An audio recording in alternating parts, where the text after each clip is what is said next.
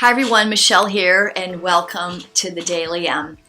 About every 3 weeks or so, the teachers get together and we have a clinic, and it could be about a posture, it could be about the dialogue, but lately we've been doing these workshops on connection and embodiment. One of our teachers, Allan Santos, happens to also be a life coach, so he led this last one that we did off-site for a couple of hours, and it was so insightful. One of the exercises that we had to do, and he warned us, he said it's going to require a little bit of stamina.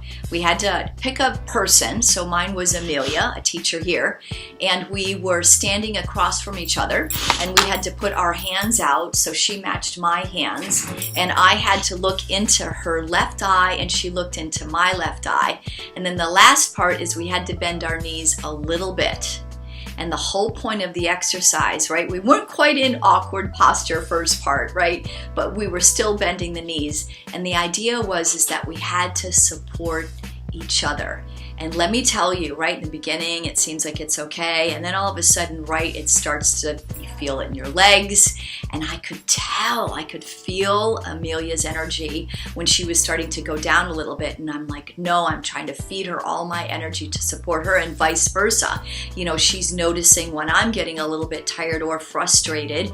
And then she's like, no, I have got your back. I mean, it was fascinating. And then there were moments, which is funny, and I know you students do it in the yoga room, when you're so mad at the teacher. Well, all of a sudden mine is like, I'm saying swears, right, about Allan. I'm like, get us out of this, it's just too long, and what's the point anyway, right? You hear that rattling in your mind, but yet you're like, nope, I'm not letting go. I've got somebody that's relying on me.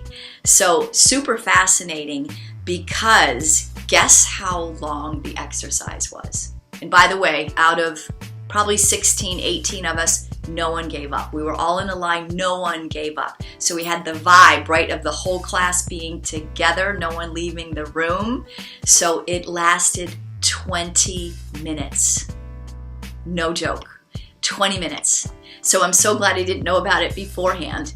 But there's so many things that you can pull from this. But 2 insights I want to share with you was, number one, and I've talked about this before, it's the power of the other, right? What you're capable of doing for somebody else. I couldn't give up. I had Amelia, right, that I needed to support.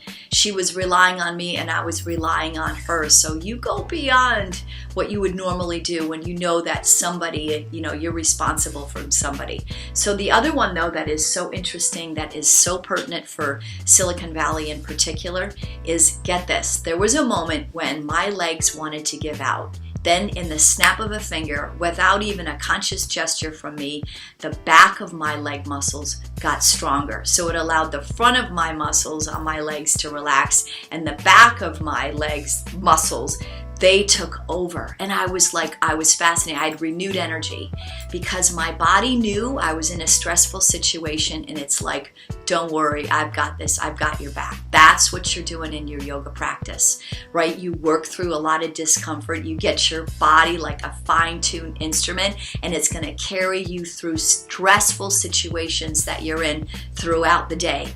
Can you imagine if I didn't have a body that supported me? I would have gone down, and then poor Amelia would have collapsed as well, and maybe even others that were in the row. So again, your yoga practice helping you with life, because we all go through stressful situations. And I had a body that was like, don't worry, I've got it. I know what I'm supposed to do, and I'm here for you. So good stuff, everyone. Keep up your practice.